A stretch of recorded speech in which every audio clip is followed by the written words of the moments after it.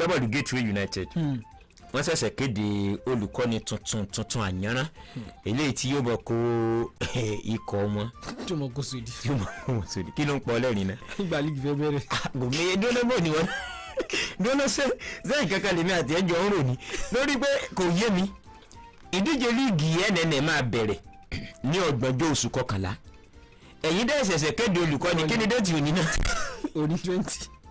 onímọ̀ 20 lóòótọ́ ẹ̀yin ọlọ́run ẹlẹ́dẹ̀ tó náà bá ṣe dáadáa ẹ tún fọwọ́ sí júwèlé fún ok kò tí ẹ nídìí fọwọ́ sí júwèlé fún tó rò pé wọ́n ìwúlẹ̀ fún wọn ju àdé ọlọ́dún kan náà lọ bí o bá ti ṣe tán òun náà ti mọ̀ pé òun lọ nìyẹn àwa máa wo fóònù ẹ̀ lójúlójú pé àbí ṣé àwa tún máa bìyàwó ẹ̀ pé jọ ṣé wọn ò pè mí láti Gateway. láṣẹ tó wá mi sẹ. ẹni tí ò bá ti rí kọ́ ó ní mọ̀ pé ó ti tán nù kọ́kọ́ máa fetí lẹ́kọ̀ọ́ pé olùkọ́ ni wọn lọ́gbà tí ó padà máa ṣiṣẹ́.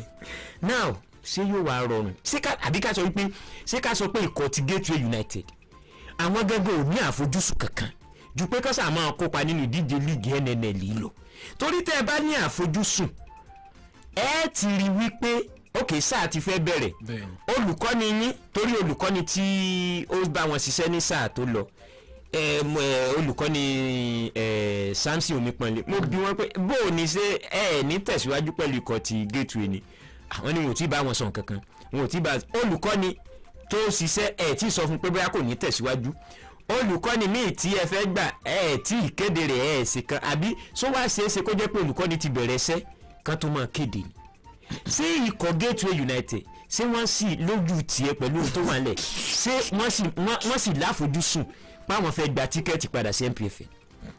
ṣe rí àwọn ikọ̀ kan tó jẹ́ pé àfojúsùn wọn ni pé káwọn sáti ṣe dáadáa wá pé àwọn fẹ́ wá sí NPFL.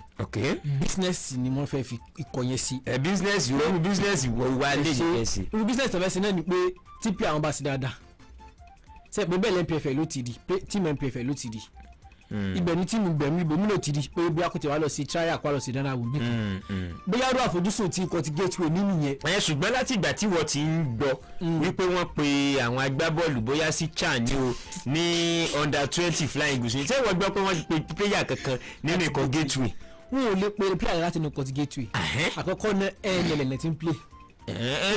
àwọn tí wọ́n pe àwọn players ní under-20 àwọn tó ẹ máa ń pè láti NNL wọ́n pè láti NNL lògán. ẹ dẹ́tì mọ̀ pé ikọ̀ ti Gateway United wọ́n mọ̀ nǹkan tán sí nìyẹn ìmọ̀ ọkọ̀ dá ìbéèrè pé kí láfojúsùn táwọn mo sọ pé àwọn àfojúsùn wọn pé business náà fi ṣe o lè má jẹ́ pé àwọn láfojúsùn sàn-sàn àmọ́ tí a bá ní ká wá wo abala tẹ̀lé ìdárayá gangan lọ ikọ̀ ti Gateway ó túmọ̀ sí pé wọ́n mọ̀ nǹkan tán sí nìyẹn ilé ìjọ bẹ̀rẹ̀ ní ọjọ́ mélòó ní ìsìn ẹ̀yìnsẹ̀ ń kéde olùkọ́ni ṣé ọ̀rọ̀ tó àbí náà ni ó fẹ́ mọ́ pàkàṣọ́ ṣé olùkọ́ni ti ṣiṣẹ́ tẹ́lẹ̀ ni torí olùkọ́ni gbà písìsì tí ò bá ṣe dáadáa kí láwùjọ rẹ̀ tẹ́ fẹ́. mo wá àmọ́ tó ṣẹlẹ̀ ni pé ní nǹkan bí ọ̀sẹ̀ méjì sẹ́yìn báyìí ó ní ìròyìn jẹ́ kó yé wa wípé ikọ̀ ti Gateway wọ́n lọ àwọn igun ọmọ bíi irú Ọ̀yọ́ state nísìn sọ̀rọ̀ pé Ìbàdàn wà Òkè Ògùn wà Ìbàràpá sóun wà wọ́n wá lọ sáwọn sóun kọ̀ọ̀kan wọ́n lọ Ìkẹ́nẹ́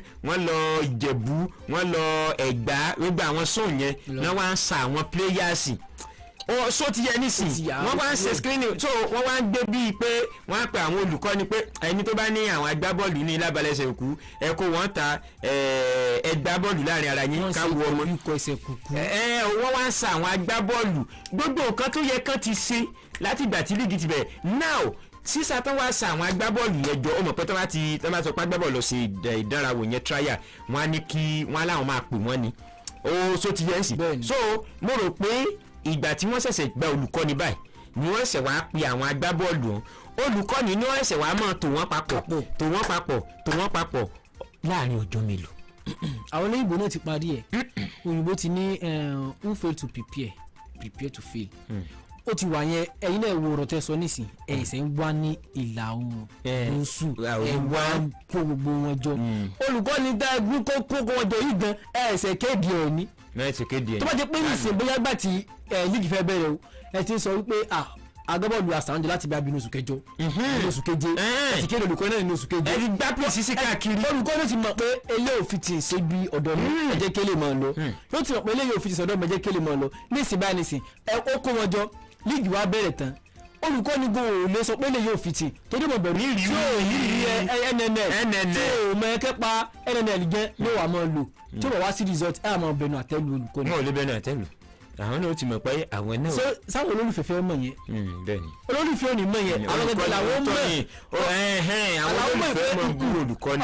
olùkọ́ ni wọ́n mọ̀ bú ẹni ìgbà tí coach omi pẹ̀lú wa ẹbí wọ́n lè rè pé bóò ní tí wọ́n tẹ̀síwájú ẹni mo ò dáhùn. bẹ́ẹ̀ni wọ́n ń jí wa padà ní. torí pé kò yá wọn náà. kò ní ó sì ṣe kíni. ni ó sọ bó ṣe fẹ́. ṣé ẹ mọ̀ pé irú olùkọ́ ni wọ́n pọ̀ lé yẹn tẹ́ bá dẹ̀ fi olùkọ́ ni yẹn sílẹ̀ wọ́n bá máa sa irú wa gidi wa àkọ́kọ́ olùkọ́ni ti mọ in and out cut gateway ẹ̀kejì ó ti ní ìdíje tẹ́nẹ̀nẹ̀lì ó ti mọ ọgbọ́n àti iná tó yẹ lòtú jẹ́ pé ó ṣètò máa prayer tó bend sí pátá òun yàtọ̀ sí ilé tí ó bend sí pátá òun bọ́ọ̀lù kó ń tẹ́ ẹsẹ̀ gbé kì í ṣe kó agbábọ́ọ̀lù wa ẹ lọ́ọ́ sà fún ni tó bá ṣe kó agbábọ́ọ̀lù wa fún ara rẹ̀ a sì lè gbọ́ pé àwọn ọmọ rẹ̀ náà ni wọ́n mọ owó rẹ̀ bọ́ ẹ sà fún. olùkọ́ ní gan bẹ́ẹ̀ ni kó ti ṣiṣẹ́ ti pẹ́ wọ́n ló kó shooting stars àti Ìjẹ̀bú United wọ́n lè àti Ìjẹ̀bú United àṣeyọrí wo náà wà ní Ìjẹ̀bú United àṣeyọrí ìjẹ̀bú shooting náà sí nígbà tó kó aṣòdì so ó mú túmọ̀ sí pé olùkọ́ ilẹ̀ àbíkíyà iná pé orúkọ rẹ̀ ó túmọ̀ sí pé ikọ̀ tí kì í ṣe jẹ́ àlẹ́ dùgbẹ́ o ikọ̀ tí gateway ní ọmọ nǹkan tán sí káàdì máa ń retí kan káwọn olólùfẹ́ wọn gan àwọn bẹ́ẹ̀lù sport káwọn retí kan gidi lọ́wọ́ àwọn bẹ́ẹ̀lù sáyé ní. bẹ́ẹ̀lù sport gan náà mú nǹkan mọ́ra ní àwọn awó sùsùn pé gateway United ló ti wá kú láyé mi tàlá sọfọdù Edo Queens àwọn àti FC Masar ni wọ́n jọ kópa nípele tí wọ́n fi jìjàgùdù sípò ẹlẹ́kẹta àfojúsùn wa tẹ́lẹ̀tẹ́lẹ̀ ni pé ikọ̀ ti Edo Queens wọ́n tiẹ̀ lè ṣe dáadáa ju Bayelsa Queens tó ń ṣe pẹ̀lẹ́ kẹta ní sáà tó lọ tó ṣe ṣùgbọ́n nísìn Edo Queens gbogbo ìlàkàkà láti bẹ́tà ẹ̀ kò lè ó ti forí sọpọ́n. bó ṣe wọ̀nyí tó lè kò lè bẹ́tà ẹ̀. kò lè bẹ́tà ẹ̀. yóò kàn gùdù ẹ̀ lọ́wọ́ èyí ó tún máa sáré pé kò tún mọ́ burúkú jù. now ikọ̀ tí FC Masar àwọn tí wọ́n nínà tán náà wọ́n AS Faru ló náà wọ́n AS Faru dẹ̀ ní òun náà ti gba ìdíje CAF Met Champions League ó ti gbà rí ibi tọ́rọ̀ wá dé dúró ni pé ikọ̀ ti Edo Queens nínà tí wọ́n náà wọ́n ó yà wọ́n lẹ́nu ó dẹ̀ ṣàjòjì lára wọn. lára èmi tí mo dé lólùfẹ́ jẹ sẹ́ pé 90 minutes wà là ń gbá mi ò kàn máa bí ìfẹsẹ̀wọnsẹ̀ ẹ̀ sì dàmà yìí. ló yẹ èmi náà lẹ́nu. kò yé mi. now ṣé kinní yẹn ṣé kò ní àfẹ́ tó ló máa ń difficult fún ikọ̀ pàápàá jùlọ àwọn ikọ̀ tí ó bá jẹ́ pé òjijì wọ́n kàn sáré gbèrú wọn káwọn ní wọn ò gba top place ó máa ń difficult láti lè ṣe dáadáa FC Masar iná tún wá jọ wà ní ìsọ̀rí kan náà ó ti dàgbé tó jẹ́ pé wọn ò dẹ̀ gbágò wọlé sáwọn rẹ̀ bó ni ó sì rí. ẹ̀rí irúfẹ́ sọ̀rọ̀ tí kò tẹ̀dó náà Edo Queens báyẹn irúfẹ́ sọ̀rọ̀ báyẹn ó kọ́ máa pàmòrà àgbá bọ́ọ̀lù náà. bẹ́ẹ̀ni. torí 90 minutes regulation time yẹn 1-1 ó kàn sí balẹ̀ pé extra time yìí àjọlọ ta tán gbogbo mẹ́ta wa wọlé yóò kàn rẹ́ kí àwọn agbábọ́ọ̀lù yẹn tó bá jẹjẹ pé wọ́n ti náà láti bí regulation time pé bí àgbà mẹ́ta sẹ́yọ̀ kan náà ń jẹ lẹ wọ́n mọ̀ pé àwọn ti padà ní òye wọ́n jọ gbá wọn 90 minutes yìí nǹkan yẹn yóò ti kọ́ affect wọn psychologically náà àmọ́ tó di pé wọ́n jẹ́ professional àwọn wà á pati torí mo náà ti ọdún 2018 tí World Cup ní o tí England náà wọ tí wọ́n ja France ló ja England àbí Croatia ló ja ó affect England gbàtàn kojú Belgium láti gba top place tó bá jẹ́ pé England wà ní fọ́ọ̀mù wọn tán gbé bọ́ọ̀ ni ó ṣe ṣe Belgium lè ní goal generation báyìí ló tọ́ o àmọ́ ìrírí yẹn ẹ̀sọ́ tí wọ́n kó lọ ó pọ̀ ju ti Belgium lọ àmọ́ torí pé nǹkan tó ṣẹlẹ̀ sí wọn ní semi final ó ṣe kọ́ dá àwọn ọmọ nǹkan tí wọ́n lè ṣe pé Belgium padà wá gbẹ́rù wọn látẹ̀yìn mo sọ pé orúkọ báyìí máa pa mùrà. so gbàgbọ́ òrí wọn ní ìrìpọ́n lè ṣe kò kẹta. torí ikọ̀ tó wá tó fẹ́ kojú ikọ̀ tó máa dúró ní. ó ti jọ pàdé ní group stage.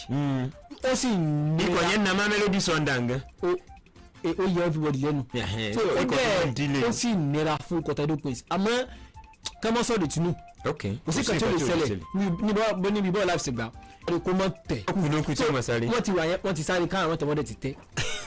káwọn mọ̀ kù olókùn báyìí torí ẹ sáré tí wọ́n sáré tẹ́lẹ̀ ni pé káwọn sì ṣèjú kan ti Bayelsa lọ lábẹ́ tó bá ti lè wọ abẹ́rẹ́ àṣekágbá wọ́n ti ṣe wá sí ipò kẹjì náà ibi tọ́rọ̀ wá wà ní pé mi tiẹ̀ wá wò pé pẹ̀lú nǹkan tó ṣe wọ́n yẹn wọ́n tún lè fẹ́ fi kàrá gan kan fi gbá ìfẹsẹ̀wọnsẹ̀ pé àkókò nìkan tá a fẹ́ já sí àjọ sọ pé ikọ̀tà ẹ̀dọ́ queens kásìmẹ̀rì tí nǹkan gidi lọ́wọ́. ọ̀dà Peter Sadida agbábọ́ọ̀lù nígbà kan náà fún ikọ̀ Super Eagles ni ó dẹ̀ ti ṣe agbẹnusọ náà rí fún ikọ̀ Super Eagles. ó wá sọ nǹkan kan ọ̀rọ̀ yìí ti wáyé rí mo rántí ọ̀rọ̀ yìí ti wáyé pé òun Peter Sadida wá sọ nǹkan kan pé kí ló dé tó jẹ́ pé àwọn agbábọ́ọ̀lù ọmọ ilẹ̀ wa Nàìjíríà tí wọ́n bí sílẹ̀ òkèèrè pé tó bá ti wá sójú Super Eagles wọn yìí fara sí bọ́ọ̀lù pé kò kí ń sí commitment yẹn ń bẹ̀ pé ṣùgbọ́n àwọn tí wọ́n bí sórílẹ̀-èdè tó jẹ́ pàtó orílẹ̀-èdè náà ti wá tàtàrí àtàtòpò lọ sílẹ̀ òkèèrè àwọn gangan náà máa ń fara sí bọ̀ fún Super Eagles. ó nítorí òun mọ̀ nǹkan òun ò lè sọ pé iṣẹ́ pàtó rẹ̀ tí Iwobi ń ṣe nínú ẹ̀kọ́ Super Eagles. ẹ ó sì mọ̀ pé tá a bá ń sọ nípa àwọn agbábọ́ọ̀lù tí wọ́n bí sílẹ̀ òkèèrè tí wọ́n dẹ̀ ń ṣe dáadáa fún Super Eagles William Troost Ekong wà ń bẹ̀. tá a bá dẹ̀ ń sọ nípa William Troost Ekong commitment yẹ lè òkèrè tá a bá dẹ̀ ń sọ nípa àwọn agbábọ́ọ̀lù bẹ́ẹ̀ náà tí wọ́n ti ṣe bẹ́ẹ̀ tí wọ́n ti ṣe dáadáa fún orílẹ̀-èdè lẹ́wà Nàìjíríà nínú ikọ̀ Super Eagles tó dẹ̀ jẹ́ pé ilẹ̀ òkèrè náà ni wọ́n bí wọn sí wọ́n ti pọ̀ jàǹtìrẹrẹ ṣùgbọ́n pẹ̀lú ọ̀rọ̀ tí bá ẹni sọ nígbà náà tọ́rọ̀ yẹn wáyé Duarte takò pé kí ló jẹ́ bẹ́ẹ̀ bẹ́ẹ̀ gbogbo ó wá ń bẹ̀rẹ̀ sí ń tọ́ka pé agbábọ́ọ̀lù báyìí ṣé wọn ò fi tẹ̀mí tara tọkàn wọn ṣiṣẹ́ fún Super Eagles ni ṣùgbọ́n sọ mọ̀ pé ẹrú kan ló máa ń mú ní bu ìgbà ẹrú ṣé òótọ́ ọ̀rọ̀ ni Peter Sadida sọ àbí ọ̀rọ̀ ń ò kárí.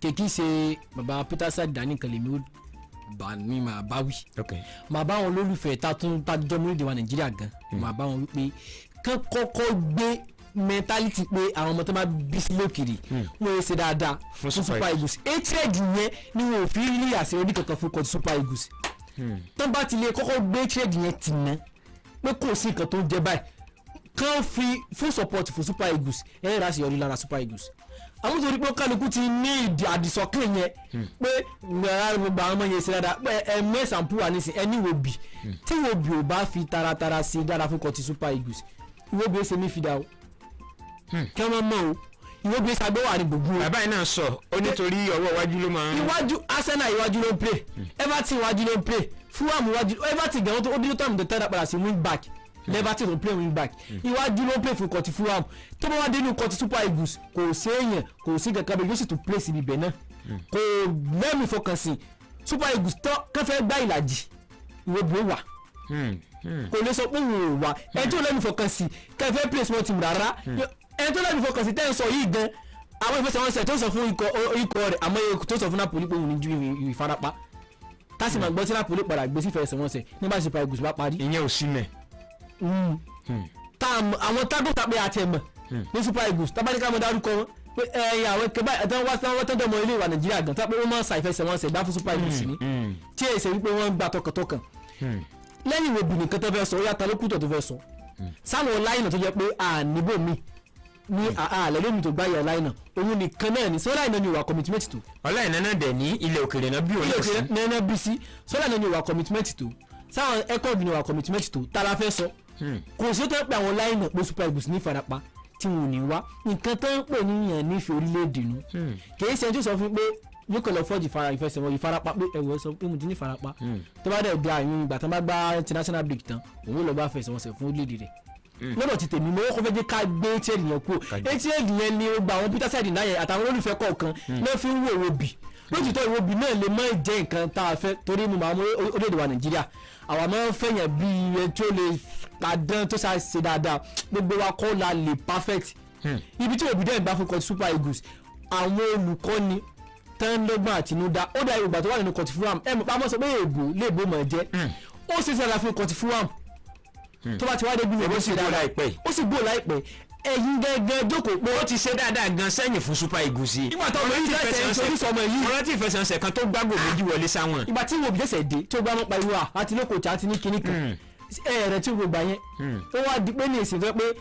ibi tó ń pè yẹn kèkí sáyẹ ó rọjú bá yín gbani torí kò sọ lómi tó lè gbani níbi wọ́n dẹ̀ tí wọ́n asẹ́mídà gbẹ́dẹ̀ ti sọ ti pẹ́ pé Iwobi kèkí ṣe mí fìdá àwọn èèlò síbẹ̀ ìgbà tó pé ọ̀rọ̀ Iwobi ṣe dáadáa bàbá asẹ́mídà ti sọ pé ẹ gbọ́n lò Iwobi sí mí fìdí mọ́ ẹ fi sáyẹ tẹ́ bá jẹ́ kó mọ̀ support striker gan Iwobi ó play bẹ́ẹ̀ gbé sẹ́gbẹ̀ yóò play sáré sọ pé àwọn Everton ò lágbọ́bọ́ọ̀lù lọ́wọ́ ẹgbẹ́ dáadáa ni ẹ̀wọ̀ tó wà ní kọta sẹ́nà sáré sọ pé Arsenal ní player tó play lọ́wọ́ ẹgbẹ́ ni tí Iwobi dẹ̀ tó sí dáadáa so olóhùn sọ wípé kèkì ṣe yẹn hatred ni gbogbo wọn fi ń sọ̀rọ̀ Iwobi ṣe èyí sọ Iwobi ṣe dáadáa lọ́dọ̀ èmi tẹ̀ wá ń wò pé Ọlọ́run ló ní kó má jẹ́ pé òun yẹn náà bíbọ̀ ní fèsì sí bíbọ̀ ní fèsì ní ṣe dáadáa ẹgbẹ́ wa ti mosquifu ni o bọ̀ ní fèsì tẹ̀yí sọ bá jẹ́ pé ìyá náà bíbọ̀ ní fèsì pẹ̀lú tó ń ṣẹlẹ̀ wọ́n ní pé torí bẹ́ẹ̀ náà ni kó tó di pé a sáré lọ dókè lọ́hùn ká lọ polówó mo fẹ́ ká sọ̀rọ̀ nípa ọ̀rọ̀ tí Umaru Sodiq tí ó sọ nǹkan kan ó ní sọ́rí Umaru Sodiq ọ̀rọ̀ tí ó ń sọ yìí níwòye tèmi bí ìgbà tí èèyàn kan fi ń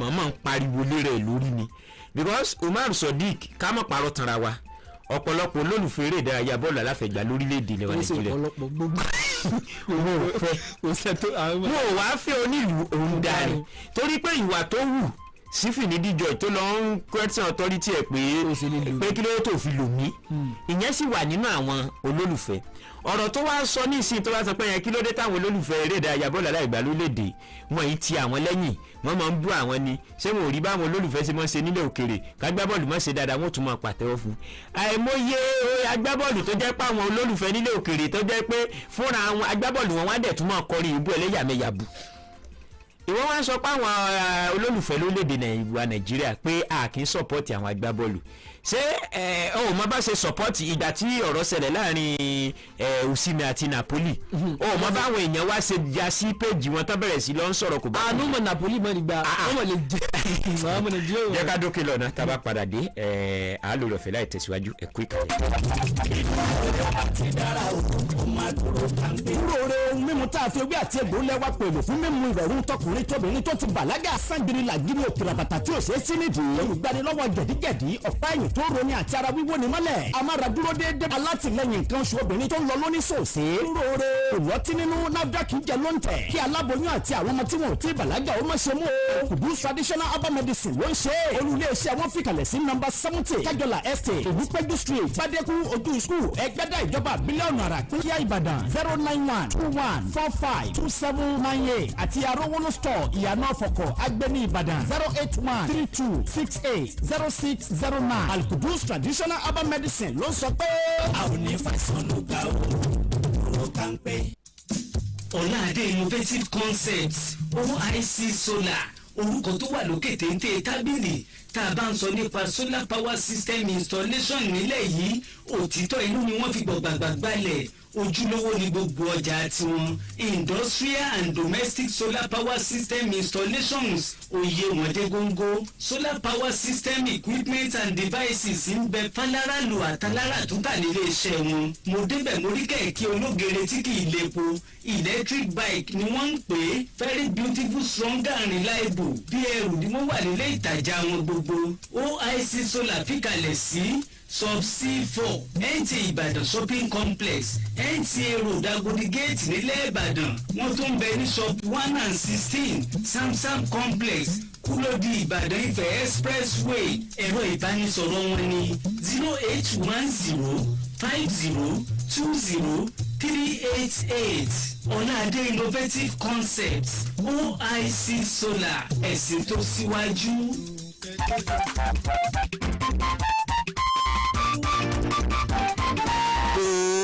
ṣe jẹ́ lọ́gbọ́n yẹn nìyẹn.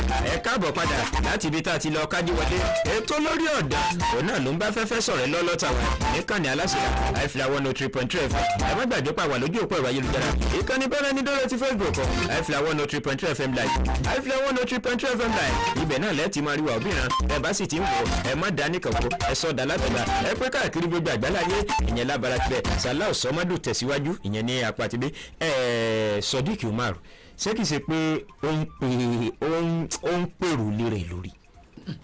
ó kulẹ̀ ti pèrò lé rẹ̀ lórí sẹ́dá ti bí ó ti kọ́ pèrò lé rẹ̀ lórí ni pé ìgbà tí a lọ sínú ìdíje ti Ife ẹ̀yẹ adúláwọ̀ táwọn orílẹ̀-èdè wa Nàìjíríà ń bẹnu àtẹ́lu Iwobi sẹ́gbọ̀n bọ́ọ̀sọ tẹ́fẹ́ máa ta tẹ́fẹ́ bú Alhassan Yusuf tẹ́fẹ́ máa ta sọ́sọ wípé ẹni tó bá máa bọ̀ òun sọ ó bá wọn padà òun ìṣe wo bí o ìbẹ̀rẹ̀ ti rẹ̀kẹ̀ rẹ̀ kò mọ̀ wípé máa jọlọ mú wẹ̀ yẹn kì í sáà ọmọ Nàìjíríà wọ́n ń wò ó láyé bí tó pé àìkí lò ó ní àwọn Nàìjíríà ò mọ kẹtẹ fẹ́ sọ ìjọ tó bá lò lẹ́ẹ̀kan tó padà náà àǹfààní yóò mọ̀ pé bàbá wọn tó lóun ogun òun gangan ó bu bàbá rẹ̀ ó ti kọ́kọ́ fa wàhálà yẹn kọ́kọ́ sí àrẹ̀ lẹ́sẹ̀ láti àkọ́kọ́ nù ẹlẹ́ẹ̀kejì wọ́n tó lọ sọ fólùkọ́ni Finidi George nígbà náà ètò òsìmẹ̀ gan ṣe tí bá ṣe pé òsìmẹ̀ jẹ́ ẹni tó ti jẹ́ gbajúgbajà. torí pé má sọ gbajúgbajà kọ́ torí pé àwọn ọmọ Nàìjíríà nífẹ̀ẹ́ rẹ̀. wọ́n nífẹ̀ẹ́ rẹ̀ ó ní wọ́n gbọ́n òfin sọ̀rọ̀ kẹ́lẹ́ sọ pé wọ́n nífẹ̀ẹ́ dénú gan o wọ́n náà retí àti ṣèkẹ́kẹ́ tó ní òsèlú o tó bá fi lè ṣàìṣe ìgbà yẹn wọ́n wà mọ́ pati Ghana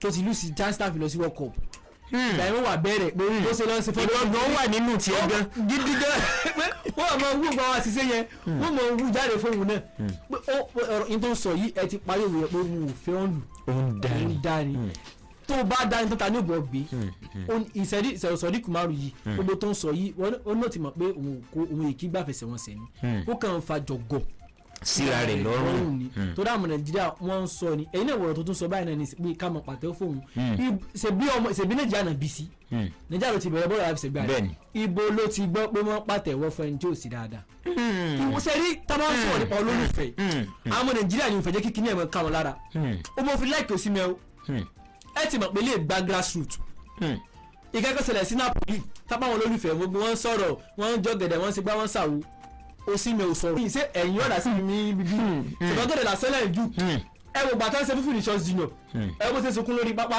ẹ ti mọ̀ pé kò mọ lára nìyẹn bó òsínmi ò kakún tó mọ̀ pé ọ̀rọ̀ ẹ̀yìn agbó nínú nǹkan tẹ̀sí yẹn òun ti pàṣẹ gbogbo kan yìí. àwọn olùkọ́ni ní gíláàsì a sì máa ń fi kọ́ àwọn agbábọ̀ pé ọ̀rọ̀ tó bá ti sọ níta táwọn máa ń dá wọn lóhùn tiẹ̀ sọ̀rọ̀ Kumaru náà ìwọ tó ti gbábọ̀ lẹ́sẹ̀ kùkù lórí wa Nàìjíríà tó ti mọ̀ pé fọ́sítọ̀ ìgbà tó ń bẹ ní ẹsẹ̀ kùkù ó yẹ kó o ti mọ̀ pé ogun táwọn olólùfẹ́ yẹn ṣe kò dé inú wọn tẹ́ bá tún ṣe dáadáa àwọn ilé òtún kọ́ ní eré tí nínú òkè ilé ẹ̀kọ́ tó ń gẹ́gẹ́ bí professional nínú òdògán kó jẹ́ pé ilé òkè ìnà bí ọ sí ọmọ gbé tẹ́ bá ṣe dáadáa olólùfẹ́ ó bu yín tẹ́ bá ṣe dáadáa wọ́n kọ́ ilé kì í kẹ́ ẹ máa bá fẹsẹ̀ wọn sẹ́yìn kẹ́ ẹ ní 10 games of beating tẹ́ bá fi lè pàdánù wọ́n bu yín tẹ́jọ́ orí borí padà ní fẹsẹ̀ wọn sẹ́yìn wọ́n tún kọ́ ilé kì í so kí wàá ló ń so léèsì wọ́n tó jẹ́ professional ẹ̀ tẹ̀ pé Sodiq Kumaru gangan ó dà pé àwọn village people rẹ̀ wọ́n bá délé bí wọ́n lọ ni.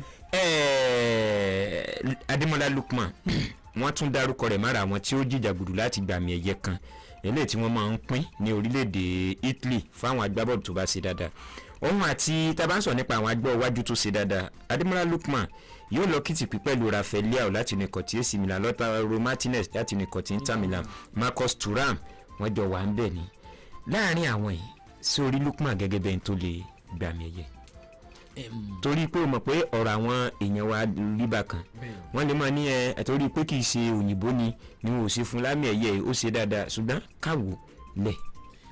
ṣe rí Adémọ́lá Lukman bàbá ń sọ nípa àwọn tí ó ná àwọn Rafael Leao sí nínú ká mọ́ parọ́ o èmi ò lọ ọmọ orílẹ̀-èdè wa Nàìjíríà o ìsọ̀bá àwọn Rafael Leao náà mú bọ̀ gbà o àmọ́ àwọn Rafael Leao lọ́wọ́ báyìí wọn ò sí ní kàtígórì Adémọ́lá Lukman ọjọ́ kìíní oṣù kejìlá ni wọ́n pín àmì ẹ̀yẹ. ṣé Marcus Thuram la fẹ́ sọ pé wà ní kíní pẹ̀lú Adémọ́lá Lukman yìí ẹ jẹ́ ká jọ gbé wọn sẹ́gbẹ̀ẹ́ ara wọn ẹ jẹ́ ká jọ wo good contribution wọn ẹ jẹ́ ká jọ wo participation wọn fún ikọ̀ ó yàtọ̀ síra wọn. Lautaro nìkan ni mo lè rí pé ó lè jẹ́ igi wọ́rọ́kọ́ tí ó dànù Adémọ́lá Lukman rù torí Lautaro Martinez ká mọ̀ parọ́ ó ń ṣe dára fún ikọ̀ tí Inter Milan lẹ́yìn ìgbà tí wọ́n kéde ẹ̀ máa àwọn top 5 gan ní Ballon d'Or still yet ó tún ṣe dára fún ikọ̀ tí lọ́tẹ̀ Inter Milan ó ń gbàgbọ́ sọ àwọn lọ sí ọ̀sẹ̀. ó ṣẹ̀ṣẹ̀ bá gò tí Diego Armando Maradona tó ti gbá wọlé sáà ó ṣẹ̀ṣẹ̀ bá báyìí. ẹgbẹ́ ó ń ṣe dáadáa Martinez nìkan ni mo lè rí pé ó lè bá fa ṣẹlẹ̀ àwọn Rafael Leao yẹn àwọn Thuram yẹn káyọ ọmọdé ìwà kúrò wọn ò sí ní same category Adémọ́lá Lukman Martinez nìkan Lautaro Martinez nìkan. ṣùgbọ́n tá a bá gbé òun àti Martinez sẹ́gbẹ̀ẹ́ ara wọn ṣé wọ́n rí ní rí pé Martinez máa jù lọ. ìdí mi pé yóò jù lọ ni wípé Martinez ní gòjò ní ìdíje tìǹtara Serie A àkọ́kọ́ nìyẹn tabadẹ́ nìkan wò pé participation wọn nínú oṣù ní gbogbo nǹkan tán ṣe Martinez ìṣẹ̀gbẹ́ rẹ̀ best player of the month tí Martinez gbà ó pọ̀ ju ti Adémọ́lá Lukman lọ ìdá Adémọ́lá Lukman gbà fún nǹkan ti Atalanta ni Martinez náà dẹ̀rí ó ń gbà tinú nǹkan ti Inter Milan so Martinez ń gba àwọn individual award yẹn ju òun lọ ọmọ fi sọ wípé Lautaro Martinez ló ṣeéṣe kó jẹ́ pé yóò dàjí wọ́rọ́kọ́. ọ̀dà asafin ti gbórí wọlé jẹ́ ká gbé wọlé hello asafin. ẹ kúrò lẹ. ẹ bá a káwọn ara lé. hello. ẹ kúrò lẹ gbogbo ara lé. hello ẹ kúrò lẹ. ẹ bá a káwọn ara lé. ẹ kúrò lẹ gbogbo ara lé akúṣẹ́ látàárọ̀ Sodiq Razak asafin lórúkọ mi wọn bá a kalẹ̀. ẹ ṣe gan ni asafin mo fẹ́ kẹ́ ẹ tẹ́tí lẹ́kọ̀ọ́ kẹ́ ẹ tẹ́tí bẹ̀rẹ̀ jẹ́ kẹ́ ẹ gbọ́ gbogbo àwọn nǹkan tí mo fẹ́ kalẹ̀ torí pé wọ́n fi ẹ̀sùn kan àjọ ti NFF tó dẹ̀ jẹ́ pé wọ́n ti kọ̀wé ẹ̀sùn sí ẹni tó jẹ́ ààrẹ orílẹ̀-èdè lẹwa Nàìjíríà ọjọ́ 11 oṣù 11 tá a wà yìí náà ni wọ́n gbéwé ẹ̀sùn ni wọ́n lọ gbé bá ààrẹ orílẹ̀-èdè lẹwa Nàìjíríà wọ́n ní àwọn àjọ tó ń ṣe kòkárí eré ìdárayá bọ́ọ̀lù aláfẹ̀gbá lórílẹ̀-èdè wọ́n ní ó ní àwọn owó kan tí wọ́n ti pa ní pọ́npọ́ tó dẹ̀ jẹ́ pé ibi tó yẹ kán náwó sí wọ́n ní wọ́n sì bẹ́ẹ̀ ná sí wọ́n ní owó kan bílíọ̀nù lọ́nà 20 náírà ìyẹn 20 billion naira wọ́n ní tí ò bá jù lọ sísì ni wọ́n ní owó yìí wọ́n ní ó wọlé sọ́wọ́ àjọ ti NFF tí wọ́n sì fi ṣe nǹkan kan wọ́n ní owó kan náà tún wà 800 million naira 80,000 wọ́n níyẹn náà wọlé fún ìdíje ti Africa Women Championship wọ́n ní owó kan tún wọlé 1,746,000 naira 138 US dollar ìyẹn 1,746,138 US dollar wọ́n níyẹn náà wọlé fún wípé ikọ̀ Super Falcons wọ́n lórí ọ̀fẹ́ láti lọ kópa nínú ìdíje ti ife ẹ̀yà àgbáláyé tọdún 2023 tó jẹ́ ti àwọn àgbọ̀jẹ̀ lóbìnrin tó léde New Zealand àti Australia tí wọ́n gbàlejò rẹ̀ wọ́n ní níbẹ̀ náà owó kan tún wọlé sọ́wọ́ wọn 17 billion naira wọ́n ní owó kan ti kọ́kọ́ wọlé 12 billion naira pẹ̀lú àfikún 5 billion naira wọ́n ní wípé fún pé ikọ̀ ti láti lè jẹ́ kí ikọ̀ ti Super Eagles kan máa gbáradì lọ́lọ́kòjọ̀kan fún àwọn ìdíje àti àwọn owó ọ̀yà fún ikọ̀ Super Eagles wọ́n ní owó náà wà ńbẹ̀ wọ́n tún wá sọ̀rọ̀ pé àjọ NFF tún tẹ́wọ́ gba owó kan tí owó rẹ̀ jẹ́ náírà 60,000 US dollar láti lè jẹ́ kí ikọ̀ Super Falcons kan fi gbáradì fún ìdíje ife ẹ̀yẹ ti ilẹ̀ àgbáláyé tó wáyé lọ́dún 2023 lórílẹ̀‐èdè ti New Zealand wọ́n ní owó kan náà tún wá wọlé 3,200,000 US dollar fún wípé kan fi sanwó àjẹmọ́nú àwọn agbábọ́ọ̀lù ìyẹn pàápàá jùlọ àwọn agbábọ́ọ̀lù lórílẹ̀‐èdè lẹwa Nàìjíríà àbí ká tẹ̀ sọ pé appearance fees ìyẹn fún àjọ ti NFF láti ọ̀dọ̀ àjọ ti FIFA wípé ikọ̀ Super Falcons wọ́n gbórí wọlé sínú ìdíje ife ẹ̀yẹ ti àgbáláyé wọ́n tún wá sọ̀rọ̀ pé owó kan náà tún wọlé ìyẹn $4 million ní owó tó padà tún gbàlà ṣèkágbá ìdíje ife ẹ̀yẹ ti ilẹ̀ adúláwọ̀ eléyìí tí a gbá nínú ọdún tá a wà yìí àwọn àjọ ìwà ń rọ ààrẹ orílẹ̀-èdè lẹwa Nàìjíríà pé kán dákun kán tètè tanná wá di àwọn àjọ ti NFF pé torí pé ìwà àbàjẹ́ ìwà àjẹbánujẹ gúdújẹrá wọn ló ti pọ̀ jù ń bẹ̀ tó sì jẹ́ pé ẹ má jà parọ́ tanra wa náà lórílẹ̀-èdè lẹwa Nàìjíríà ọ̀pọ̀lọpọ̀ àwọn olólùfẹ́ wọn ò fìgbà kankan gbẹ̀rí àjọ NFF jẹ́ wípé wọn ò ní ẹbọ lẹ́rù tó bá ti dọ̀rọ̀ ti owó nǹkan kan àjọ NFF dẹ̀ ní gbogbo ìgbà náà fi ń sunkún ṣàròyé wípé kò sí owó ọ̀dọ̀ owó awolókun ó ń bá wọn fínra olùkọ́ni tí wọ́n fẹ́ gbà láti ilẹ̀ òkèèrè náà sí wọ́n ní àwọn ṣẹ̀ṣẹ̀ ń wálé iṣẹ́ kan eléyìí tí ó ràn àwọn lọ́wọ́ tí ó lè máa bá wọn sanwó ọ̀yà ojú ò lè fi wo ọ̀rọ̀ tó wà lẹ̀. ṣe rí ọmọ àlè bàbá rẹ ń kọ́ onídìtọ́rọ̀ ń kú sí náà. ṣe rí àjọ NFF èmi ti máa ń sọ wípé gbogbo àwọn tó wà ní glass house kákọ́ọ̀sì kan náà ní gbogbo wọn nígbà tí amadu vini ìlú ẹ̀kọ́ mẹ́ńdó ni mo sọ pé Ibrahim Gusau tó débẹ̀ tí wọ́n búra fún un kákọ́ọ̀sì amadu vini kìíní ẹ má jà tán abajẹ́ ń tá àmọ́ láàmú èyí mẹ́tò òlédùn tó méjì gbogbo wa ti mọ̀ yìí pé àjọ NFF gangan ni igi wọ́rọ́kọ́ àti ìṣòro eré bọ́ọ̀lù aláfẹ̀yìnbá lórílẹ̀‐èdè Nàìjíríà ṣé àmì pé ìrírí ṣé àmì pé kò yẹ kí n sọ bẹ́ẹ̀ torí báwọn náà ní ń ṣàkóso ṣùgbọ́n àwọn tí ń ṣàkóso ń gbà míì wọ́n lè máa ṣàkóso láti ibi ṣètò láti jẹ́ kí orí ọ̀wẹ́ wọn pọ́n wọ́n lè máa ṣàkóso nítorí wípé káwọn lè bá a rí rìsọ́ọ̀tì gidi ẹjẹ́ àwọn nǹkan tí ń ṣẹlẹ̀ àjọ NFF wọ́n ń propose pé àwọn fẹ́ ṣe kíni àwọn fẹ́ kí àwọn individual person kí wọ́n dá owó fún àwọn láti jẹ́ pé àwọn ó gba kóòtù nílẹ̀ òkèèrè yẹn òyìnbó torí pé àwọn ò lówó lọ́wọ́ ẹ wo gbogbo owó tí ẹ kà á lẹ́yìn téèyàn bá gba òyìnbó aláwọ̀ funfun owó tẹ kà á lẹ́yìn ó ti tó gbà ẹ sọ̀rọ̀ àti ìsọ̀rọ̀ wípé bọ́jẹ́ẹ̀tì tí ààrẹ orílẹ̀-èdè Nàìjíríà tí wọ́n yà á lẹ̀ fún àgbẹ̀rẹ̀ nínú ọdún yìí o ẹ wá já wo nǹkan tí ẹ kà á lẹ́yìn ṣé à ń gbọ́ mi dáadáa. Yes sir. ṣé ẹ rí ẹ mẹ́jà atara wa jẹ́ tí eré bọ́ọ̀lù alábẹ̀rẹ̀ bá ní tẹ̀síwájú lórílẹ̀‐èdè Nàìjíríà àjọ NFF gangan ni wọ́n kọ́kọ́ ṣiṣẹ́ lórí wọn ẹ má wàá jẹ́ atara wa jẹ́ o pé àwọn tó wá sọ pé kí ìjọba orílẹ̀‐èdè Nàìjíríà ààrẹ pàápàá jùlọ ààrẹ kí wọ́n tanáwádìí àjọ NFF ṣé àwọn pé àwọn tanáwádìí kan náà wà tó jẹ́ pé ìtanáwádìí orí pépà ẹ mẹ́jà atara wa tẹ́ rí àwọn tó wà nínú àjọ NFF ń bẹ̀ yẹn mo láyọ̀ láti sọ fún yín pé 70% wọn wọ́n ń gbọ́ mi dáadáa 70% wọn wọ́n ní connection mọ́ ilé iṣẹ́ ààrẹ ìtààmọ̀ láàmọ̀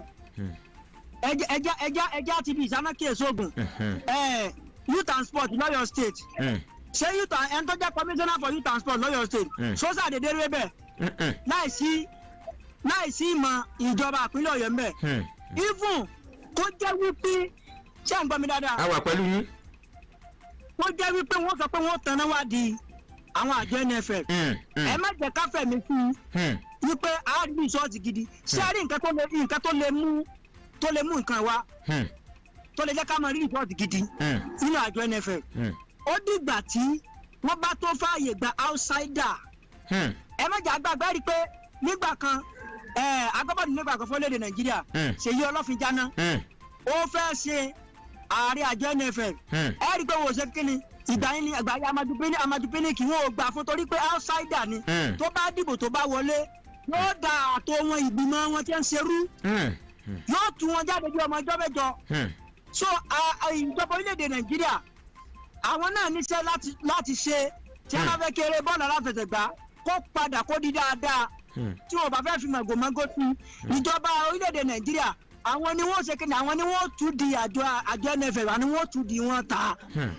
kò sẹ́ni kankan tó lè tún di àjọ NFF ta ju ìjọba orílẹ̀-èdè Nàìjíríà lọ so ọwọ́ wọn ló wà bí ìjọba orílẹ̀-èdè Nàìjíríà bá ti ṣe tán láti jẹ́ kéré bọ́ọ̀lù aláfẹ̀gbà kó ní ìdàgbàsókè àjọ NFF bá ṣe ń ṣe wọ́n mọ̀ ṣe lọ torí pé kí ni màgòmágó ti pọ̀ jù ẹjẹ́ àkíbi ìkánákì èso ògùn even kó jẹ́ pé Austin ìgbà fún kó jẹ́ pé kò lè ṣe iṣẹ́ olùkọ́ni yẹn ó yẹ kí wọ́n ti mọdó tí wọ́n dọ̀rùn lásì láti ẹjọ́ yìí nǹkan tó yẹ ẹ wá dúró owó tẹ kálẹ̀ yìí even owó tẹ kálẹ̀ lásán stéètì kọ̀ọ̀kan tí a máa fẹ́ kí development wà ó ti tó kí wọ́n ní stéètì kọ̀ọ̀kan kó yẹ pé stéètì kọ̀ọ̀kan máa produce àṣeré ìdárayá ó kéré tán bóyá 5 tó jẹ́ bẹ́ẹ̀ lọ́dọọdún yóò wá jẹ́ bóyá bíi fúbọ́là 3 ni o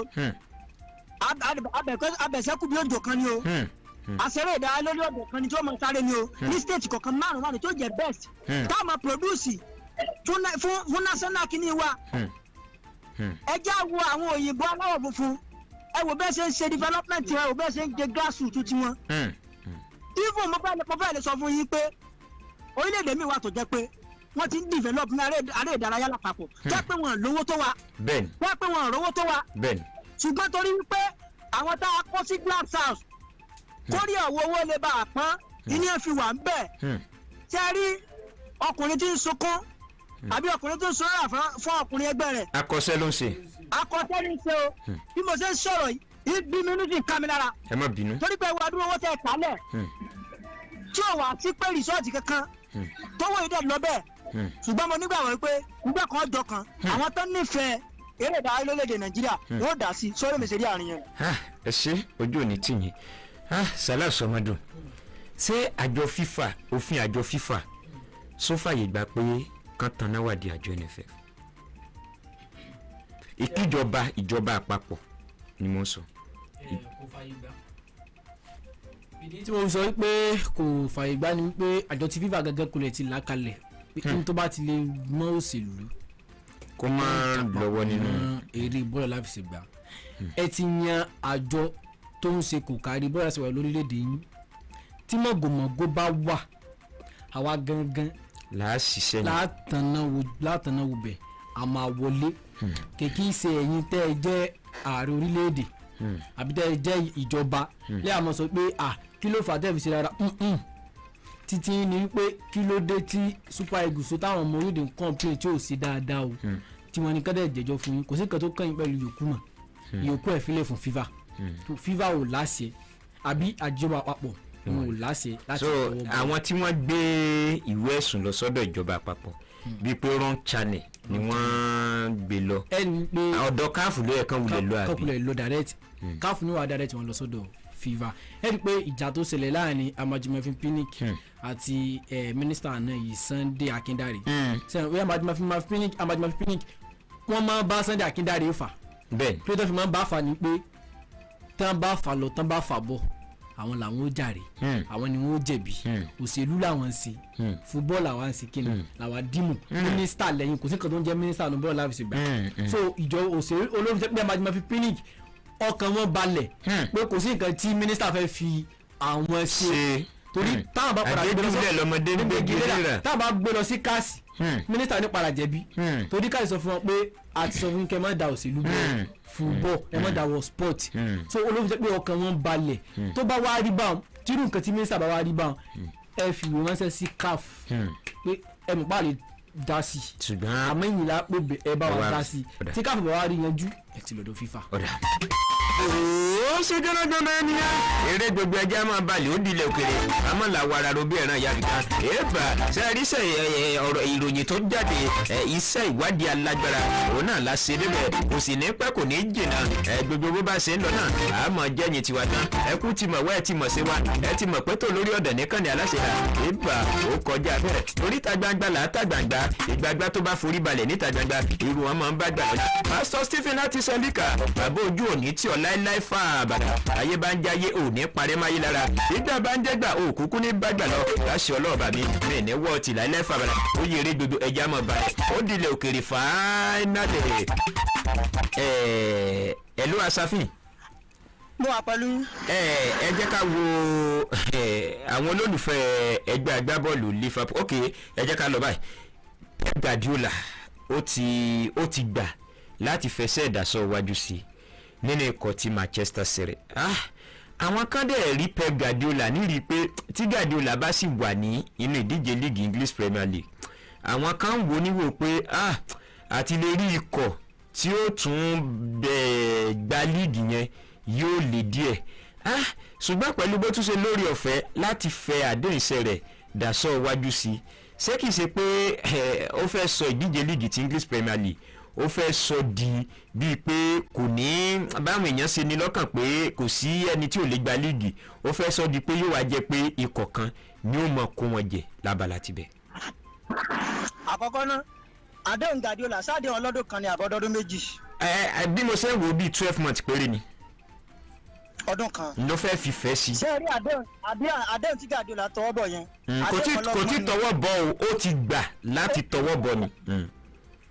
ok tó bá ti nígbà tó ti gbà yẹn ó ti sọ pé yóò tọwọ́ bọ̀ ló ṣe ṣe kó tọwọ́ bọ̀ ṣé ẹni tó bá wá tọwọ́ bọ̀ àdéhùn ọlọ́gbọ́n ni reason tí mo sọ pé àdéhùn ọlọ́gbọ́n ni wípé ọdún kan ni ọdún kan ẹ̀dẹ̀ ni sọ́mà ti ń bọ̀ oní ó parí ẹ̀jẹ̀ àwọn ikọ̀ Man City lásìkò tààrà ní òdìdè líìgì ilẹ̀ Gẹ̀ẹ́sì ẹ rí i pé nǹkan ṣe Guardiola lọ́wọ́ báyìí látàrí pé ikọ̀ Liverpool ẹ rí i pé ní sáà tó kọjá Arsenal ní Carabao sọ pé ó bá Man City fà á ní sáà tó kọjá náà Arsenal náà ni ṣùgbọ́n nígbà tó di sáà yìí Liverpool náà wá so ó ti fi hàn yín pé Guardiola náà Yorùbá sọ pé kì í yẹniyẹni kí ló mọ̀ sí ilẹ̀ tiẹ̀ bẹ́ẹ̀ ní ilẹ̀ tiẹ̀ náà ti ń súnú díje líìgì ilẹ̀ Gẹ̀ẹ́sì mo fẹ́ sọ fún yín pé tó bá yẹ pé Guardiola tó bá yẹ kó sì ní nǹkan ṣe láàrin ọdún mẹ́ta sásìkò tàwa náà díje líìgì ilẹ̀ Gẹ̀ẹ́sì 2 or 3 years ló yẹ kó bá àwọn aláṣẹ Man City sọ ó yẹ kó deny pé bọ́ọ̀ bá ti lè fún mi 2 years 3 years ẹgbàdé ń lọ báyìí tó ṣe ṣe kó accept 1 year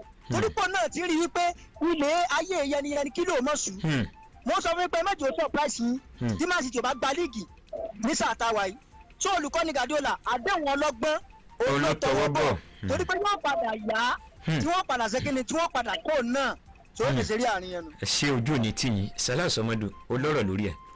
tí mo fẹ́ sọ lórí ọ̀rọ̀ Guardiola ni wípé àdéhùn tó tọwọ́ bọ̀ àṣàfihàn ti sọ pé tó fẹ́ tọwọ́ bọ̀ àdéhùn ọlọ́gbọ́n ni ẹ jẹ́ ká wò báyìí kọ́ tí Man City gangan wọ́n ti ní di transition.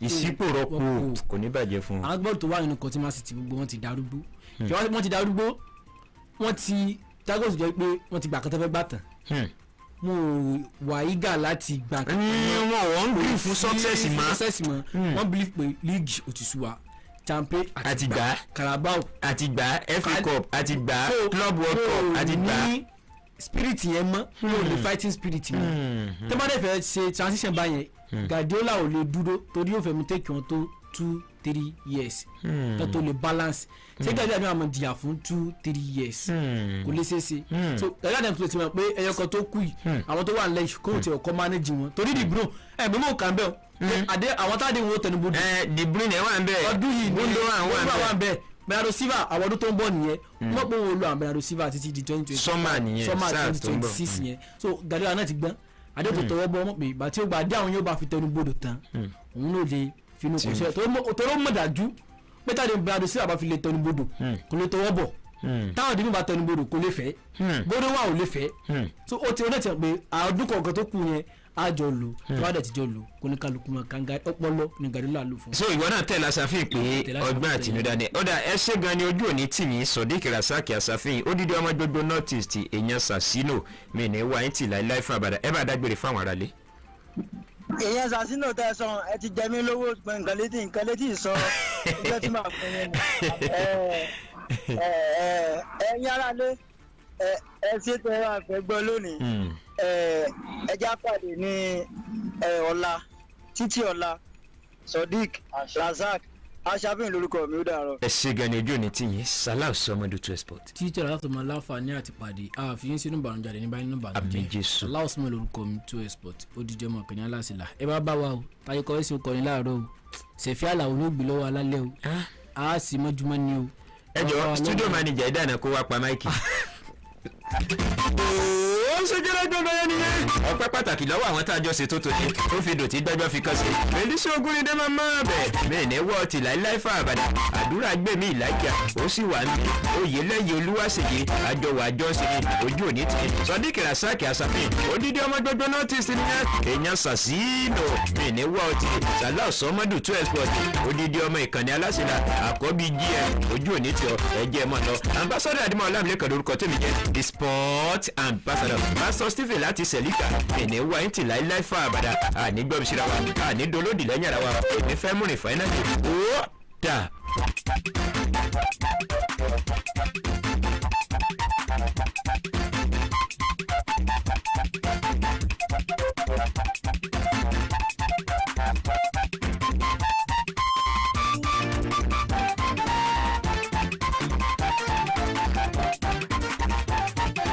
I-FLIER FM mi lùtìtì ọmọnùwàdùn omi gbọ́rọ̀ gan. àní I-FLIER FM mi lùtìtì ọmọnùwàdùn omi gbọ́rọ̀ gan. 103.3 FM nìbàdàn ìkànnì yìí láláṣẹ la. 103.3 FM lókèlókè ní ìkànnì yìí láláṣẹ la. I-FLIER FM 103.3 Ògúngbadé la wà nìbàdàn. inú ọdún tí bẹ̀ láyé ti bẹ̀rẹ̀ sí ló yàtọ̀ tó dánú alárinrin. nítorí ẹ̀mí ọmọkùnrin kan fún wa ìjọba yóò wà léjìká rẹ̀ bí a ti ń palẹ̀ mọ́ fún ayẹyẹ ọdún kérésìmesì tọdún yìí ìkànnì rédíò aláṣẹlà 103.3 tìrìtì fàbíyèsí wa láfi máa kí bàbá kérésì káàbọ̀ sí iléeṣẹ́ wa ní ọjọ́ ajé ọjọ́ kẹsàn-án oṣù kejìlá gbogbo ẹ̀yin òbí alágbàtọ́ gbogbo ẹ̀yin ọmọdé ẹ máa gbà gírígírí bọ̀ wá wo bàbá kérésì aláṣẹlà láti wá máa tẹ́wọ́ gba òbítíbitì ẹ̀bùn tó kó bọ̀ láti róòmù ẹgbẹ̀rún mẹ́ta náírà 3,000 péré lẹ́yìn máa fi ra tíkẹ́ẹ̀tì láti wo bàbá kérésì ẹ̀tún wa gbọ́ ọgọ́rùn-ún ọmọ àkọ́kọ́ tó bá kọ́kọ́ ra tíkẹ́ẹ̀tì láàmú fún ní ẹ̀dínwó díẹ̀ nínú ẹgbẹ̀rún mẹ́ta wo tíkẹ́ẹ̀tì gbogbo ẹ̀yin ilé ẹ̀kọ́ aládàáni gbogbo ilé ìjọsìn ẹni orí ọ̀fẹ́ láti pe bàbá kérésì kó wá sí ilé ẹ̀kọ́ yín àbí kó wá sí ilé ìjọsìn yín Monday 9 December ni ó balẹ̀ sínú ọgbà wa ẹgbẹ̀rún mẹ́ta náírà péré lówó tíkẹ́ẹ̀tì fún àlàyé lẹ́kùnrẹ́rẹ́ ẹ pè alága ìgbìmọ̀ kérésì tọdún yìí ìdòwò ọlọ́tọ̀ sórí 08023788826 tàbí àfọlákẹ́mi alóyinlétè sórí 09065503864. ẹ̀yin ọmọdé kérésìmesì ọdún yìí tó dé ẹ máa bọ̀ ẹ wá wò ó. kérésìdé àwa ṣọpẹ́ kérésìmàdé òkèlélẹ̀.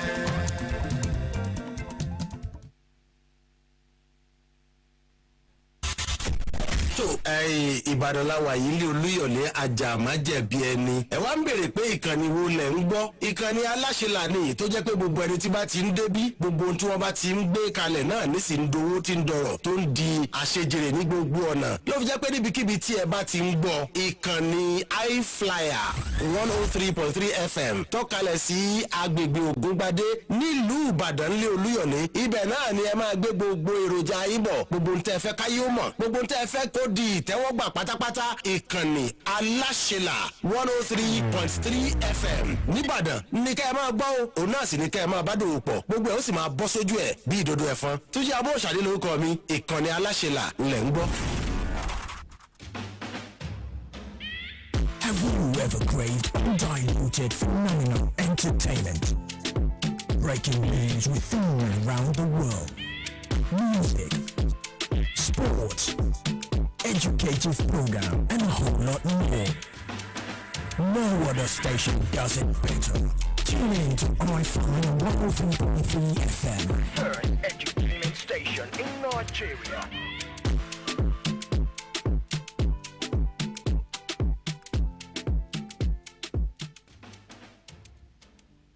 Fresh news, Local and foreign, business, entertainment, and sport on I-FLIER 103.3 FM. This is I-FLIER News.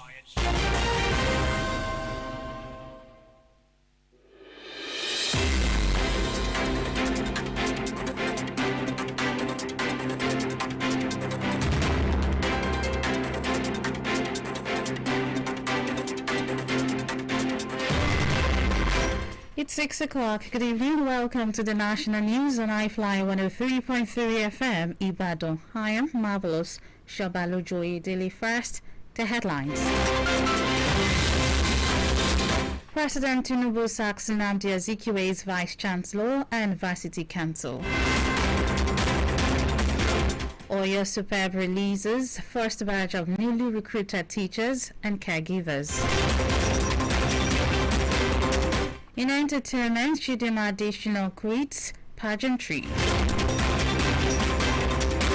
And in sports, Gateway United appoint Festus Hallen as head coach. Now the news in detail.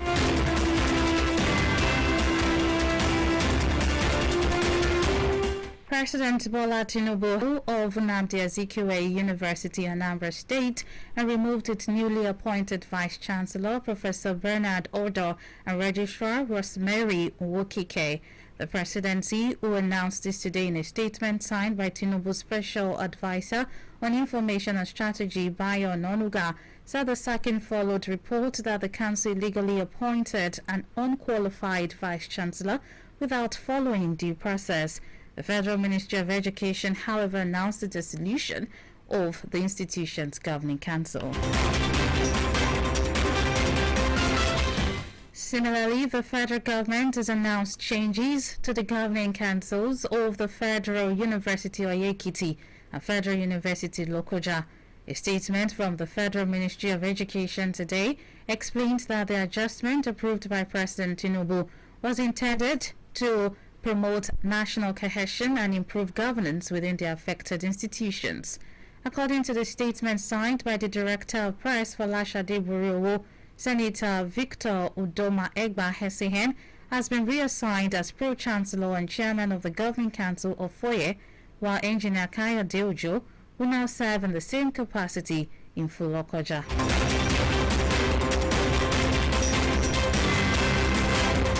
Meanwhile, the Senate has removed the chairman of the Code of Conduct Tribunal, Daladi Humar, over alleged gross misconduct.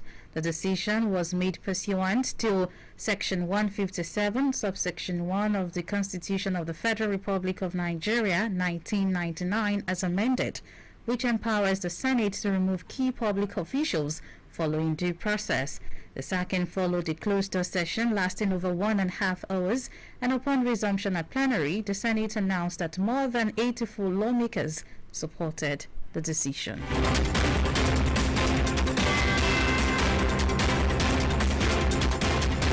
Moving on, the Independent National Electoral Commission has presented certificates of return to Ondo State Governor-elect Lucky Aiyedatiwa and his deputy at the Commission's headquarters in Abuja. Recall that Aiyedatiwa won the November 16 governorship election in Ondo State, defeating 17 other candidates. The certificate was presented to the governor and his deputy by the National Commissioner supervising Ondo State, Professor Kunle Ajayi. Speaking after receiving the certificate, the governor-elect said the presentation marked the end of a political journey that started a few months ago with the release of the electoral timetable by INEC and the conduct of party primaries. He thanked the people of the state for the confidence reposed in him and for coming out to exercise their franchise and renewing his mandate.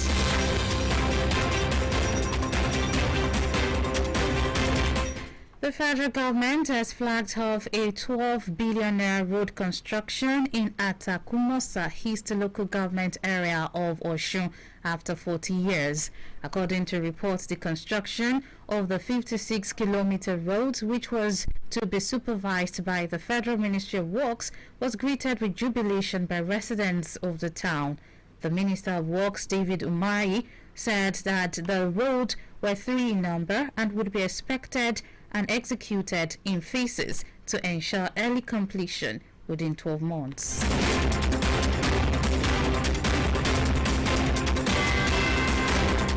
The head of the Civil Service of the Federation, Didi Wastenjak, has unveiled an online portal to enhance the accessibility of government circulars for civil servants. Speaking at the launch event in Abuja today, Wastenjak described circulars as essential tools for governance and administration within the civil service.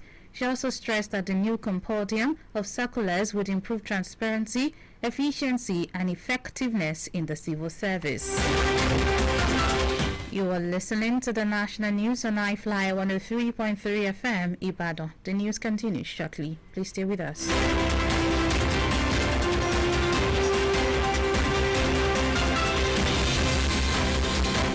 You're welcome back, and now to the Paysetter State. The Oyo State Universal Basic Education Board has released the names of 5,600 newly recruited primary school teachers and 80 caregivers in the state.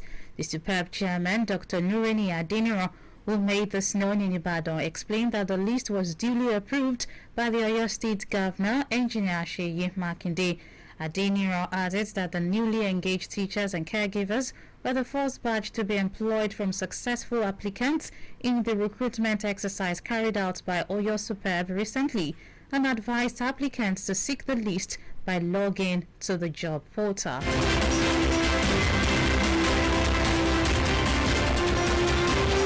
Now let's join Samuel Adetayo for entertainment gists.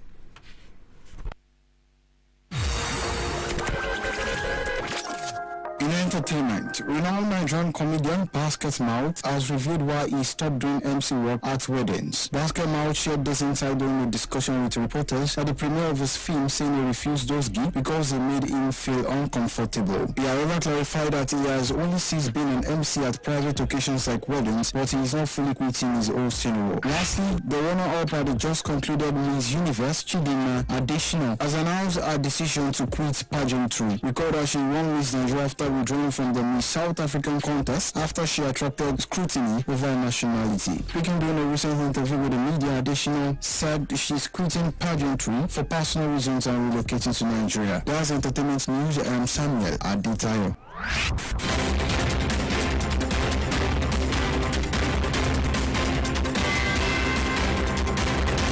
Bill Aquino is ready for sports updates. Gateway United are set to unveil former Shooting Star and Ijebu United coach Festus Allen as their new head coach. According to report, Coach Allen agreed to take charge of the Ogun State outfit for 2024-2025 NNL season in the Southern Conference in Group A. The veteran tactician will be assisted by Shakil Lawan as Assistant 1, Bamidele Emmanuel Assistant 2, and Michael Shonuegun as the goalkeeper trainer. Finally, in the world of sports, Serbia forward Kelechi Iheanacho has confirmed that the Super Eagles will turn the situation around once the 2026 World Cup qualifier commences next year. Recall that Nigeria are yet to secure a win in their 4 games and will need a win in their remaining matches for them to qualify for the 2026 World Cup. Super Eagles will kickstart their game in the World Cup qualifier against the Amavubi of Rwanda at the Amaoro Stadium next year. That ends the sport news on I-FLIER 103.3 FM Ibadan and Biodru Akponi. Good evening.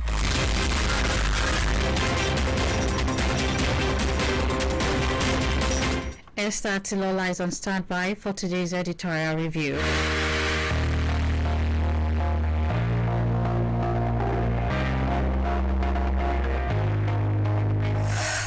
Vandalization must stop of the Daily Trust and Abia's proposed free, inclusive education model of the Vanguard paper are focused on editorial review for today. Starting with the Daily Trust paper, the vandalization of electricity infrastructure is becoming too frequent with its attendant outage. Vandalization must stop of the Daily Trust and Abia's proposed free, inclusive education model of the Vanguard paper are focused on editorial review for today. Starting with Daily Trust paper, the vandalization of electricity infrastructure is becoming too frequent with its attendant outage. Last Wednesday, the Transmission Company of Nigeria announced that armed men invaded the construction site of its ongoing transmission substation in Obajano, Kogi State on the 9th of November 12, 2024, opened fire indiscriminately and striking the power transformer, resulting in a burst radiator. In the early hours of Saturday, November 9th, vandals attacked the Lokoja Gwagwalada Transmission Line 1 with the transmission towers T306, T307, and T308 along the Line 1 vandalized, disrupting bulk power transmission along the route. The paper believes that the incessant vandalism has persisted due to the failure of government institutions to execute their primary assignments. The NCDC 2007 Amendment Act empowers it to arrest with or without warrant, detain, investigate, and prosecute and institute legal proceedings by or in the name of Attorney General of the Federation in accordance with the provision of the 1999 Constitution against a person who is involved in any criminal activity such as vandalization, among others. But the establishment of NSCDC has not abated this menace. In fact, it seems to have become even more pronounced. The Daily Trust believes that it is high time the NCDC, leading other security agencies, executed a new deployment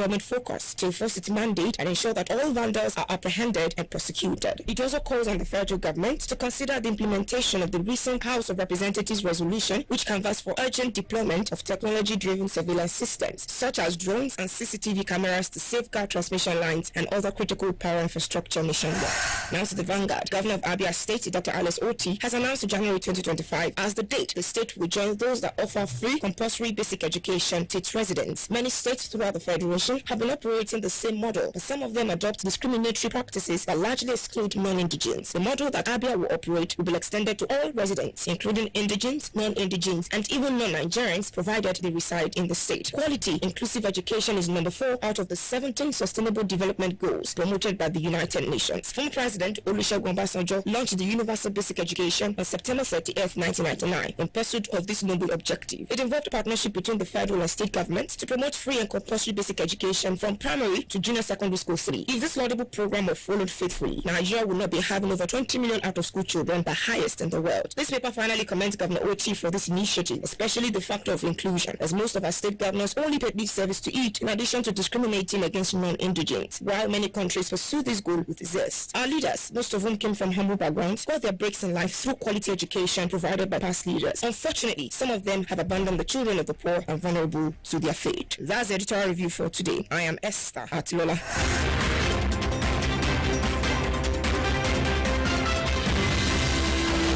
And with the editorial review, we have come to the end of the national news for today. But before I go, here's a recap of the main news. We have told you that President Tinubu has sacked Nnamdi Azikiwe's Vice-Chancellor and Varsity Council. Also from the Paysetter State, Oyo Superb released first batch of newly recruited teachers and caregivers.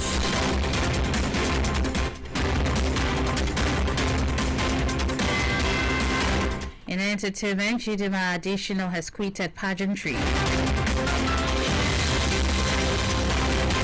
And from the exciting world of sports, Gateway United appointed Festus Hallen as head coach.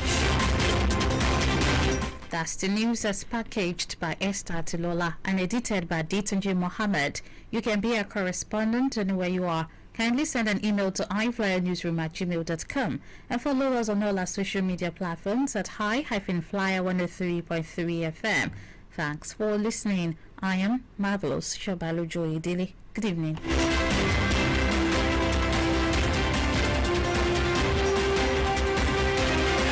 Fresh news, local and foreign, business, entertainment, and sport on I-FLIER 103.3 FM. This is I-FLIER News. Have you ever craved undiluted, phenomenal entertainment? Breaking news within and around the world. Music, sports, educative program, and a whole lot more. No other station does it better. Tune in to I-FLIER 103.3 FM. First entertainment station in Nigeria.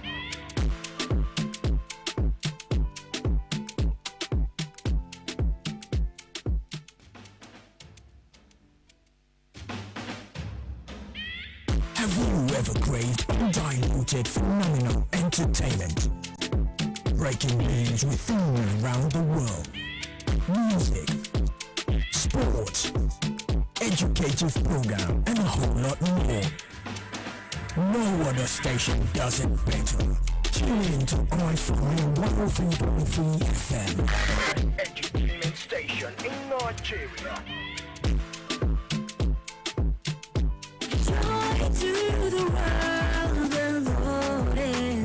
Hooray! It's the most wonderful time of the year. It's Christmas season. Yes, I-FLIER 103.3 FM Ibadan presents our annual Christmas party, and you are invited. Join us for an unforgettable day of fun, excitement, and celebration as Santa arrives on the 9th of December 2024. With just 3,000 naira, you get to enjoy swimming pool thrills, bouncing castle delights, live music, dance, and a whole lot more. That's not all. There will be a discount for first 100 children to get their tickets. Churches can invite Santa Claus to their churches at affordable prices. Bring your family, friends, and loved ones. Schools, churches, and parents treat your words to a Christmas they'll never forget. Beautiful gifts and surprises are in store for all attendees. For ticket reservation and more information, call Duoloto on 0802-378-8826 or Afolakemi on 0906-550-3864. Rush now and get your ticket. I-FLIER 103.3 FM wishes you a Merry Christmas.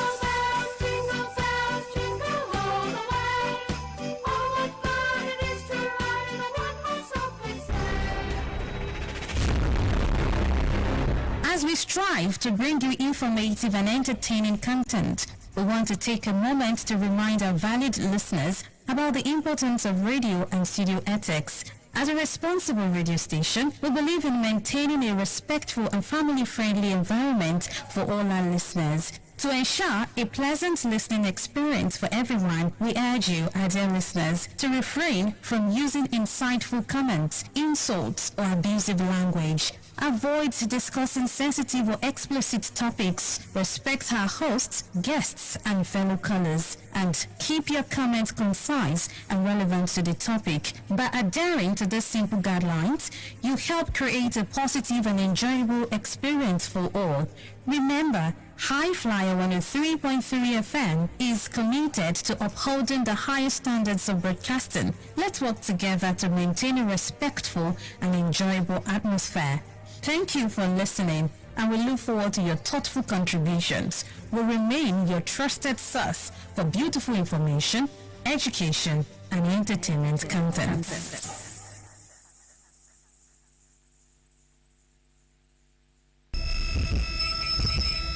It's quite alarming that depression has claimed the lives of many in our world today. And lots of people are still suffering from this mood disorder. Generally, over 322 million people are suffering from depression, which is responsible for the loss of interest or pleasure, decreased energy, feelings of guilt or low self-worth, disturbed sleep or appetite, poor concentration, and could lead to suicide. To reduce death rate and disorder that causes a persistent feeling of sadness and loss of interest, we urge you not to be afraid to reach out to friends and family in a time of need. A simple phone call can go a long way when it comes to those who are suffering in silence. Social contact is a big factor and many more. The perfect choice station for the high flyers therefore pleads with you all to reach out to family, friends, neighbors in our community and save a life. Talk to someone, reach out to someone. I just pray for brighter days. Are you aware of where you are? Put a smile on your face. We've got you covered. You are in the home of quality entertainment and refreshing voices. A station that gives you the best of education, information, news, sports, events, product promotion, and entertainment.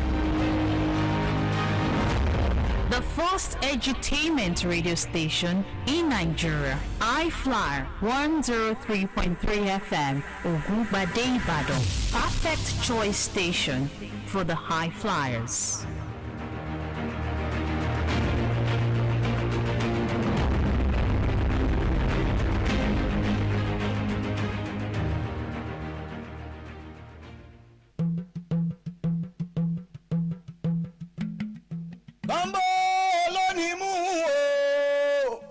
Agbọ̀nsalẹ̀ lónìí ọ̀hún bó jẹ́ tìròyìn tó pójó I-FLIER lónìí ètò lọ́lọ́kan òjò kan wà ní bàbá wọn bó wá jẹ́ tèrè dárayá lẹ́lẹ́kàkà I-FLIER 103.3 FM Ògúngbadé làwà láfọ̀gbàgbàgbalẹ̀ sí nílé Ìbàdàn tí a. Ẹ wá bá wa polówó ọjà kájé òbúgbà yín jẹ ó Elédùmarè lódìrí ẹwà fákùkọ wa. Èmi MC Jọlá ló ní kẹ́ máa gbọ́ ìkànnì I-FLIER 103.3 FM. Má gbé kúrò ńbẹ̀ o. Mọ́mí jìjìjìjìjì létí wa ìkànnì tó ń bọ̀ ìkànnì tó ń dùn 103.3 rédíò aláṣẹ́lá. Máyì kúńbẹ̀ tiwantiwa aláṣẹ́lá. Yorùbá dùn lédè o. Adùn èdè, adùn èdè, adùn èdè. Abala mẹ́ta ni ètò yìí pín sí.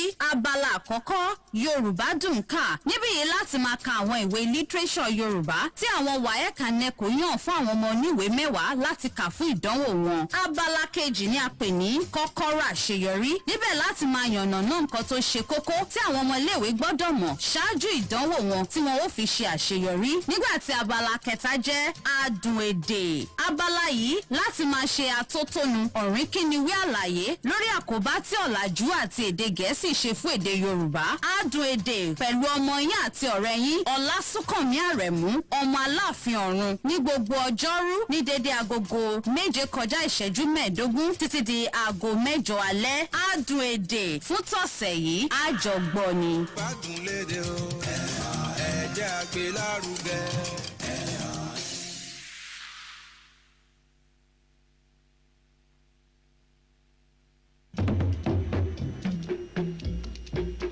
Àwo ire ẹ ṣayé ire àwo òkùnkùn ẹ fìkà sílẹ̀.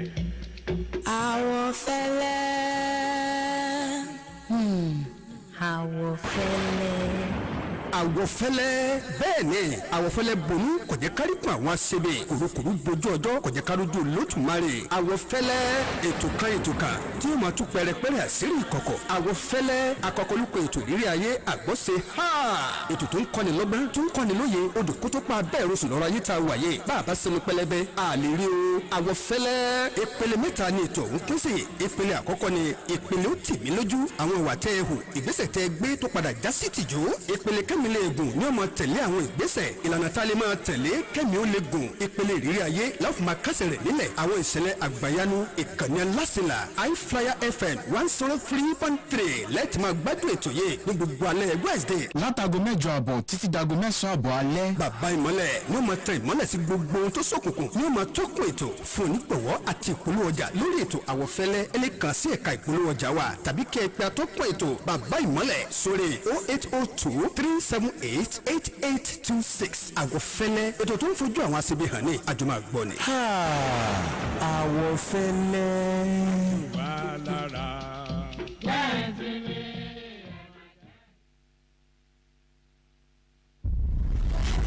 The news that matters most is the news that is closest to home, be it politics, health, metro, insecurity. If it breaks, we are there. And on energy crisis, marketers seeks diesel price reduction to 700 naira per litre. If it touches your family, school, city, or your state, or even your safety, we got you covered. Kidnappers, so if they could have a way, it will reduce this problem of terrorism, banditry, because once you eliminate them, they are gone.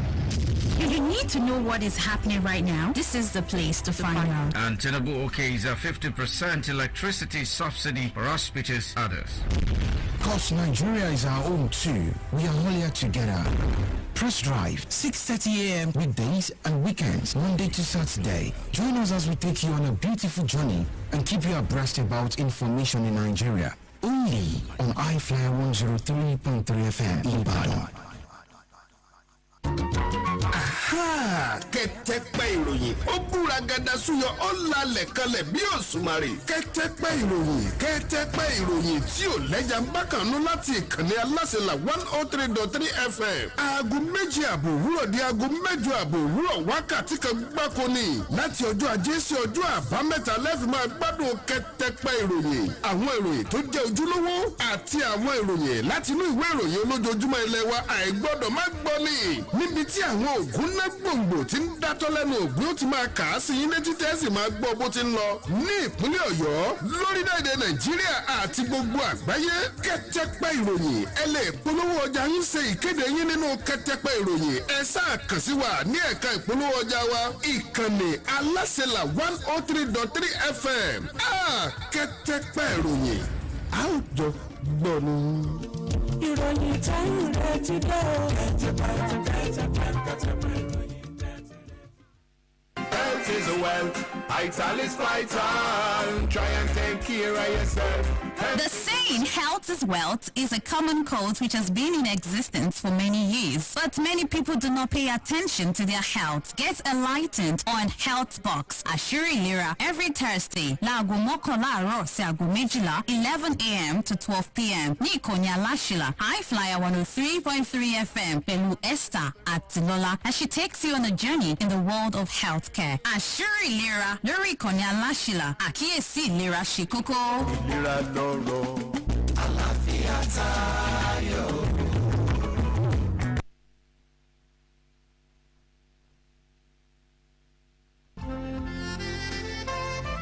Students, are you tired of writing JAMB multiple times without admission?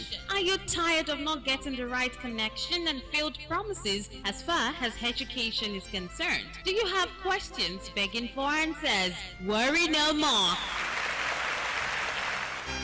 Join Femi Makinde, an educational consultant, every Thursday on I-FLIER 103.3 FM Ibadan from 2 p.m. to 3 p.m. as he discusses easy ways to enter any university of your choice without stress. Give right information that will be useful for students seeking admission and find solution to every question begging for answers. Make it a date with FEMAX on FEMAX in the House this Thursday, and you will be glad you did. FEMAX and Josh Mack Educational Concert, your sure bet for easy admission.